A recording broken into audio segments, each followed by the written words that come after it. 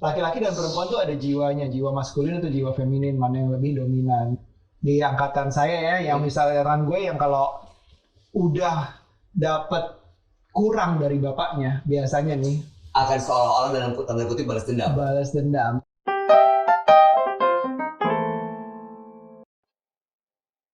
Halo T-Parents, senang sekali saya Bayu Oktara kembali dapat menjumpai Anda di Bincang Inspiratif bersama Tanoto Foundations. Kita tahu bahwa Bincang Inspiratif bersama Tanoto Foundation adalah wadah untuk berbagi inspirasi seputar kesehatan ibu dan anak, edukasi, beasiswa, dan juga tips parenting. Nah, bersama saya kali ini sudah hadir seorang entrepreneur, seorang content creator, yang biasanya mengulas seputar teknologi, tapi sekarang menambah bahasannya seputar tips parenting. Awalnya sebenarnya mungkin nggak sengaja ya, dari menulis cerita bagaimana suksesnya mereka mendapatkan momongan di blog pribadi, ternyata mendapatkan sambutan luar biasa. Langsung saja kita sambut Aryo Pratomo. What's up, dude? I'm good, man. How are you? I'm good. Apa kabar Aryo Pratomo? Luca sehat? Luca sehat, insya Allah. Dan anak-anak The girls? baru mulai kita sekolah lagi nih, dari online ke offline lagi, mulai membiasakan lagi. Right. Itu sayang sekali ya, kemarin ya sempat ada online tuh, anak-anak tuh nggak ketemu teman-temannya. Terus sekarang akhirnya seneng banget udah mulai nganter anak sekolah lagi. Oke, frankly speaking, lo sebenarnya lebih suka mereka online di rumah atau PTM di sekolah? Offline jelas. Offline. Untuk masing-masing ya, untuk kepentingan orang tua dan anak juga ya. Karena anaknya menurut gua harus ketemu sebanyak-nya. Sosialisasi sama temen itu ya, kalau orang tuanya bisa menyediakan ketemuan playdate sama teman-temannya setiap hari ya boleh aja. Cuman ya karena kita ada sibukan juga, jadi baiknya memang ada sekolah untuk mereka belajar dari orang lain, dari lingkungan luar. Iya benar. Gitu. Jadi belajarnya bukan cuma akademis aja begitu ya. Nah, T-Parents, jadi kali ini kita akan membahas mengenai peran suami atau laki-laki dalam keluarga. Seperti kita tahu sebenarnya bahwa perempuan atau laki-laki punya kemampuan dan juga kesempatan yang sama dalam hal pengasuhan anak. Cuma permasalahannya kadang-kadang masih ada anggapan di luar sana bahwa peran laki-laki itu cuma mencari nafkah. Ya kan? Dan hampir semua hal-hal yang berkaitan untuk pengasuhan anak, ngurus rumah, keluarga, itu dibebankan kepada perempuan atau ibu. Nah, menurut lo bro, kenapa di Indonesia masih banyak anggapan seperti itu ya? Kenapa ya? Sebenarnya ini pendapat gue bukan sebagai expert ya. Mungkin sebagai orang tua juga yang juga udah punya anak, tapi juga punya orang tua kan sebelumnya. Terus punya orang tua lagi sebelumnya. Indonesia tuh banyak turun-temurun. Pendidikan tentang parenting atau relationship ini lebih ke arah kayak apa kata orang tua. Itu jadi turun terus kalau memang udah hasilnya gitu. Tapi kalau kita akarin balik lagi, sebenarnya laki-laki dan perempuan tuh ada jiwanya, jiwa maskulin atau jiwa feminin, mana yang lebih dominan. Jiwa feminin memang nurturing, caring. Nah itu akan ada keluar dengan sendirinya, dasar secara naturalnya. Kalau laki-laki itu fight for it, yang gitu-gitu mencari nafkah tuh udah dari laki-laki. Tapi bukan berarti saklek di situ. Jadi setiap orang tua tuh harus cari dirinya sendiri tuh sebenarnya lebih ke jiwa mananya yang dominan dan yang bagus gitu. Jadi nggak masalah kalau bapak juga lebih nurturing, bapak pengen nurturing zaman sekarang. Biasanya di angkatan saya ya, yang misalnya gue yang kalau udah dapat kurang dari bapaknya, biasanya nih akan seolah-olah dalam tanda kutip balas dendam. Balas dendam. Dia mau lebih ke anaknya. Untuk lebih baik. Untuk lebih baik. Dia merasa bapaknya nggak pernah ada, gue mau ada sepenuhnya. Dia merasa bapaknya nggak pernah peduli, cuma cari duit misalnya. Kebalikannya akan jadi seperti itu. Nah ini udah mulai turning dari sisi itu. Justru kayak apa yang dulunya udah mentok mungkin di sebelah sana. Anak-anak yang punya ya dalam tanda kutip daddy issues, nah itu balik ke anaknya, dia mau benerin. Yang bagusnya adalah itu, dia sekarang orang tua yang angkatan sekarang tuh mau benerin ke anaknya. I want to spend more time with my kids, I want to contribute untuk pengasuhan anak segala macam. Jadi sebenarnya kalau di sisi peran, sebenarnya dari dulu sampai sekarang ya sebenarnya nggak ada ini ya, nggak ada perbedaan. Cuman biologis doang sebenarnya yang membedakan. Sementara cuma itu doang ya. Ibu melahirkan, terus menyusui. Udah itu yang bapak yang nggak bisa gantiin. Itu doang yang kita nggak bisa. Doang. Nah kalau misalnya lebih jauh lagi, sebenarnya apa yang bisa dilakukan oleh ayah dalam keluarga supaya kita tuh paling tidak bisa terlibat dalam pengasuhan anak? Soalnya begini, true story. Gue tuh sama istri kadang-kadang bukan curhat ya, cuman kadang-kadang suka ada perbedaan pendapat akhirnya. Iya. Ada mungkin ya kita dibesarkan dari dua rumah yang berbeda, pola asuhnya berbeda. Maka untuk ke anak juga tadi lo bilang ya apa yang nggak ada di orang tua kita maunya kita fulfill buat anak kita. Nah karena kan ini dua dari rumah yang berbeda nih. Kadang-kadang yang cocok buat kita nggak cocok buat istri. Benar. Nah kadang-kadang itu kan harus ada sisi apa ya? Kalau nggak akhirnya ya nggak apa-apa kan, ribut. Ya udah terserah kamu deh, ada gitu. Dan sebenarnya apa yang bisa kita lakukan? Peran apa dalam pengasuhan anak dan keluarga? Nah, kalau gue ini karena istri juga berperan di Parent Talk ya, untuk kita jalanin segala macam, ketemu psikolog, marriage counselor, psikiater anak segala macam. Parenting sebenarnya bukan tentang anak sepenuhnya. Parenting itu lebih dulu tentang orang tua. Namanya tentang diri sendiri, maksudnya kita sebagai orang tua. Namanya juga parenting. It's about being a parent. Gitu, menghidupi seseorang, menumbuhkan dia, growing segala macam, itu orang tuanya dulu yang harus diselesaikan. Sometimes we wanna parent our kids the way we wanna be parented. Jadi gue mau ngasuh anak gue seperti halnya gue mau diasuh dulu. Jadi ada kayak gue belum selesai nih isu-isu gue waktu kecil. Gue maunya bapak gue hadir 24 jam ada terus. Akhirnya dia ke anak. Itu nggak 100%. Emang anak maunya seperti itu? Belum tentu. Jadi perbedaan itu pertama suami dan istri datangnya tuh dari orang, tadi lo bilang dari background yang berbeda. Nah itu juga mereka punya cara yang berbeda masing-masing. Nah suami dan istri harus kayak pasangan menyelesaikan dulu dia tuh maunya apa sih unfinished wound-nya waktu dari kecil. Baru dia melihat anaknya, dilihat maunya tuh seperti apa. Karena anak pun akhirnya dari dua keluarga yang berbeda, dari dua DNA yang berbeda bertemu akan membentuk sesuatu yang kombinasi gitu. Belum tentu dia akan mirip 100% sama bapaknya maunya seperti ini atau ibunya. Jadi kan kayak kombinasi pasti. Nah itu orang tuanya selesaikan dulu dan baru bisa mendengar anaknya atau melihat anaknya tuh maunya seperti apa. Kalau misalnya urusan sekolah deh, bapak maunya di sekolah A, ibu maunya di sekolah B. Wah, anak akan sekolah di mana tuh? Gue berdasarkan pengalaman aja ya. Kemarin tuh si Aira anak pertama baru mau masuk SD ini akhirnya udah masuk. Kita juga sempat ngobrol sama psikolog untuk masuk sekolah aja. Kalau dulu kan sekolah ada tes IQ gitu-gitu. Itu bukan tes IQ, ada bagian dari tes IQ-nya sama kita ngobrol konsultasi anak tuh seperti apa. Jadi ada yang feel-nya akademik, ada yang lebih kompetitif, ada yang lebih kolaboratif. Ada yang emang nggak bisa di dalam pressure, ada yang lebih bisa ditekan dalam pressure terus malah grow gitu juga ada. Jadi karakter anak tuh beda-beda. Jadi kita ngobrol cocoknya seperti apa dari karakternya anak kita apa. Jadi kita tentukan. Jadi ada pendapat ketiga. Betul. Jadi ada pendapat expert dari pihak ketiga profesional yang ngasih insight buat ibu sama bapak gitu ya. Keputusan tetap balik di kita berdua. Kita ngobrolin maunya apa. Ini lihat nih anak kita seperti apa. Bahkan kan sebelum masuk SD yang tahu anaknya full kan kita berdua. Walaupun expert sempat ngelihat dari sisi expert. Cuma yang tahu full dari akhir kita berdua. Tetap orang tuanya. Oh iya benar ya ternyata anak kita begini gitu. Anakku akhirnya lebih ke yang kolaboratif, kreatif, yang empati, yang itu dia keluar dia anak sensitif banget. Jadi sebenarnya keputusan yang kita lakukan sebagai parents itu based on kepentingan si anak ya, berdasarkan apa yang dibutuhkan oleh anak, bukan kemauan orang tuanya gitu ya. Harusnya bukan kemauan orang tua. Harusnya bukan gitu. Karena kalau saya sendiri mau menentukan sekolah, istri ngasih pilihan A atau B. Saya pertanyaannya bayarannya berapa? Iya, itu juga. Kalau ngomongin pilih sekolah banyak banget. Jarak juga penting. Betul, banyak pertimbangannya. Bayar juga penting. Iya, gitu. Oke, tadi kan sempat lo cerita bahwa lo juga nganter anak sekolah. Tapi kan kadang-kadang kita tuh susah bagi waktu antara bekerja dengan untuk urusan anak dan keluarga. Gimana lo bagi waktu sebagai seorang suami, kepala keluarga, lalu sebagai ayah? Kerjasama sama istri. Itu udah dasar banget komunikasi yang kuat bahwa kita kalau teknisnya adalah kita share calendar, Google Calendar. Kita taruh satu.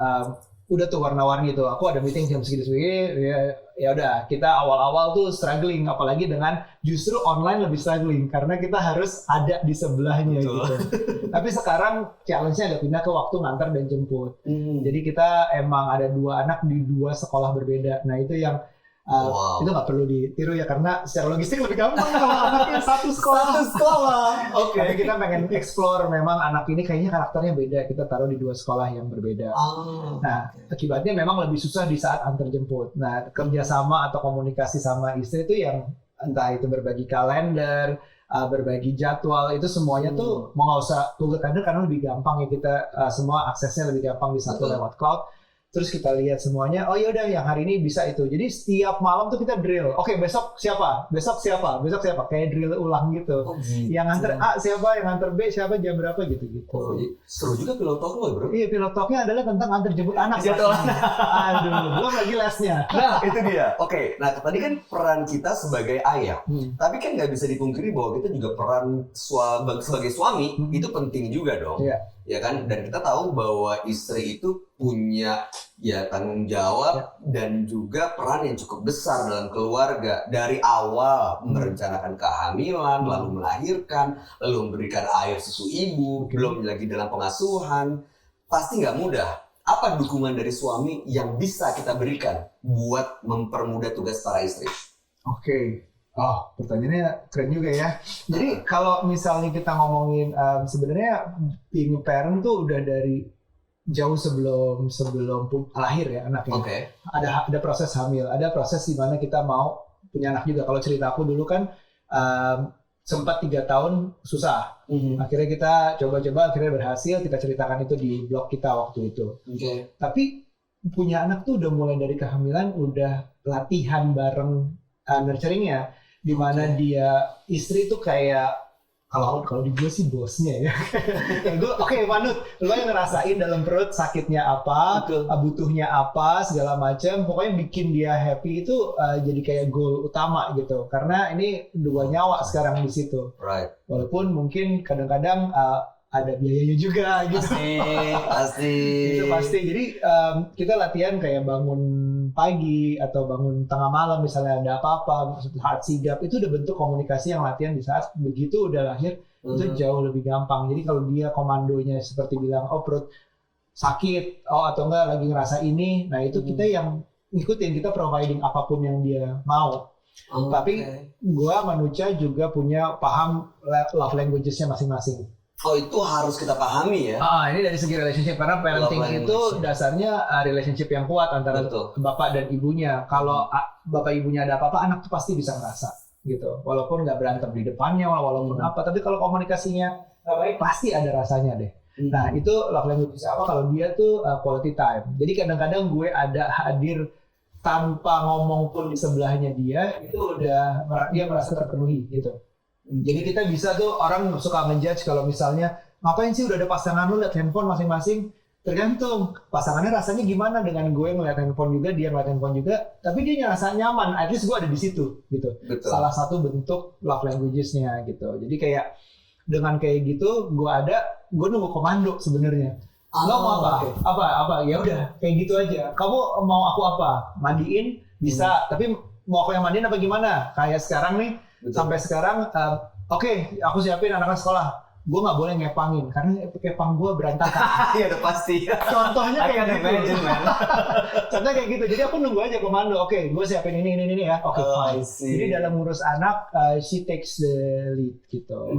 Dia istri ya, yang bosnya untuk urusan anak. Tapi bukan paling nggak, tapi harusnya kita tetap punya peranan di situ, dan kapanpun dibutuhkan harus selalu ada, dan komunikasi jadwal itu udah dibicarain sebelumnya, sehingga kalau misalnya emang ada satu penyesuaian jadwal atau tanggung jawab atau tugas yang harus dilakuin, udah sama-sama memahami karena udah dibikin komitmen dari awalnya. Dan untungnya Nucha tuh jelasin mau ngajarin gue kan siapa sih yang bisa mandiin bayi gitu kalau nggak diajarin, siapa yang bisa ngasih makan sabar gitu di awal tuh capek banget kan awalnya. Asli, gue pikir tuh begitu ibu menyusui ya peran laki-laki adalah begitu selesai ya udah tinggal bagian gendong terus tepok-tepok sampai sebawa gitu masih kan. Panjang ya. Waduh, masih panjang banget, dan artinya setiap keluarga punya challenge sendiri-sendiri, punya tantangan berbeda. Yang jelas sih bagaimana komunikasi kita dengan istri itu harus berjalan dengan baik sehingga peran ayah juga bisa cukup memberikan manfaat kan buat keluarga. Sejauh yang lo tahu dan lo rasain, manfaat apa dengan adanya keterlibatan ayah terhadap pengasuhan keluarga? Wah banyak ya. Gue mau bilang manfaat buat anak di saat dia lebih komunikatif. Karena gue manusia nih, kalau baca sebelum tidur, bacain buku sebelum tidur di saat dia udah mulai ngerti. Bini gue tuh flat banget. Nucha tuh flat bacainnya. Kalau gue berusaha lebih ekspresif. setiap ada kutipan pakai suara yang berbeda, pakai aksen, pakai gaya-gaya. Nah emang kayak hal-hal seperti itu emang ada kebanyakan bapak memang lebih bermain, lebih playful daripada ibunya karena ibunya tuh lebih nurturing. Bapak tuh lebih bisa yang ini berdasarkan pengalaman kita ya, gue nggak berusaha generalisasi semua orang tua, tapi bapak tuh kalau main lebih semangat, lebih hidup. Ibu tuh lebih kalau caring, kalau tidur anak-anak gue maunya sama ibunya, gue dicuekin. Bener. Tapi kalau main maunya sama gue gitu. Jadi kerasa. Nah terhadap anak gue 2 perempuan, terhadap anak perempuan dia jadi lebih talkative, lebih bisa ngomong perasaannya, lebih bisa melihat kalau misalnya orang tuanya bisa ngobrol sama orang tuanya terbuka. Udah masih ngerasa kita ada hal-hal yang kita khawatirkan anak perempuan mulai gede, dia udah bisa mulai cerita gitu langsung ke orang tuanya. Karena kan itu kan ujung-ujungnya kan bikin anak nyaman. Dengan dia nyaman, dia bisa cerita apapun yang dia kalau udah nyaman. Nah kalau itu yang kita kejar ke depannya, karena parenting kan panjang nih. Kalau dia nanti di masa preteen, teenager segala macam nggak bisa cerita sama orang tuanya, nah itu kita yang merasa wah we're doing something wrong nih. Makanya sampai sekarang kita masih bersyukur anak tuh bisa cerita apa aja gitu. Nah peran bapak di situ tuh ada di situ. Selain tentunya selain nafkah, selain menjaga keamanan keluarganya, tapi those little things matters menurutku. Asli, karena begitu anak bisa terbuka, akhirnya kita bisa menanamkan value-value dan juga menjagain mereka kan. Oke, terakhir gue mau tanya sama lo nih, apa goals dari lo dan Nucha, terutama lo pribadi sebagai seorang ayah dan suami dalam hal pengasuhan anak dan keluarga? Ada nggak goal yang pengen lo kejar? Saat ini agak lagi sentimental sih buat gue, karena bokap gue sakit. Bokap gue sakit dan udah setahun lah di tempat tidur aja dan nggak bisa komunikasi. Nah, gue nggak mau itu terjadi nanti. Ada jadi satu cerita di saat gue nunjungin bokap gue sakit. Biasanya anak gue tuh nggak mau ikut karena ya scared of the situation lah. Satu saat anak gue yang pertama ikut. Akhirnya mau, tuh bener banget mau ikut, ya udah ikut yuk gitu. Begitu di depan dia diem aja, gue gendong gitu. Udah 6 tahun nih tiba-tiba minta gendong. Diem aja gitu. Terus udah selesai, gue udah say goodbye, gue udah ngunjungin ini di rumah, by the way, di rumah nyokap. Bokap nyokap. Terus udah gitu di mobil dia nanya, Dad, does everyone has problems ya gitu. Oh iya sure, why do you ask gitu. When I grow up, will I have you like Eyang gitu. What do you mean? Sick? Yeah. I hope not gitu. But I'm trying not to gitu. Jadi anak gue umur 6 tahun bisa mikir keadaannya gimana nanti kalau gue udah gede, lo sakit nggak? Jadi waktu itu bagi gue mahal banget. Jadi untuk sehat, untuk bisa lebih banyak waktu sama anak-anak, itu berharga sih. Tujuan gue adalah kenapa gue juga jadi sering olahraga, makan sehat itu ya biar bisa menyaksikan selama mungkin ada buat mereka selama mereka masih membutuhkan. Wow. Itu goal gue, di mana mereka masih bisa cerita, mereka masih bisa ya have fun lah. Mungkin gue yakin lah nggak akan peluk-pelukan di saat remaja, udah pasti nggak akan, udah pasti papa pergi aja lah gitu segala macam, itu udah akan ngalamin. Iya gue tahu. Tapi when the important moment comes, gue mau gue bisa ada gitu. Oh, that's deep. Dan gue juga merinding ngomongin ini. Dan ya itu sih, itu goal gue sekarang untuk pribadi, dan berharap ya tentunya Nucha juga ada gitu di saat yang sama dan kita masih bersama. Well bro, you're such a good man, you're such a good dad as well. I hope so. Mudah-mudahan bokap juga cepat sehat, dan thank you for inspiring, thank you, terima kasih, karena nih buat para ayah, buat para laki-laki di luar sana, maksud gue kita pengen dengar seperti yang lo bilang, ada selama mungkin buat anak-anak kita kan, mendengar, menjadi teman, dan menjadi kepala keluarga yang karena keluarga bahagia pasti jadi kebahagiaan juga buat kita para ayah. Benar. Thank you for sharing the stories, man. Thanks for asking. Thanks for inviting. T-Parents, yang jelas dari penjelasan seorang Aryo Pratomo di episode kali ini, mudah-mudahan ini bisa menjadi informasi buat kita semua yang bermanfaat, buat kita lebih jauh memahami tentang peran laki-laki atau peran ayah dalam keluarga, khususnya dalam hal pengasuhan anak. Bukan cuma tanggung jawab para perempuan, karena memang kita perlu ingat bahwa proses kehamilan, melahirkan, dan juga proses memberikan ASI ya, air susu ibu memang berkaitan dengan figur perempuan. Tapi ayah atau laki-laki juga tidak kalah pentingnya untuk berperan dan terlibat lebih jauh dalam hal pengasuhan keluarga. Untuk itu, mari jadi ayah yang sigap. Oke, Arya Pratomo, thank you. Terima kasih sudah hadir dan berbagi cerita buat kita semua. Dan buat T-Parents, jangan lupa ada banyak sekali tips seputar parenting yang bisa Anda dapatkan di sigap.tanotofoundation.org. Akhir kata, saya Bayu Oktara mengucapkan terima kasih dan pamit dari Bincang Inspiratif bersama Tanoto Foundation. Sampai jumpa di lain kesempatan.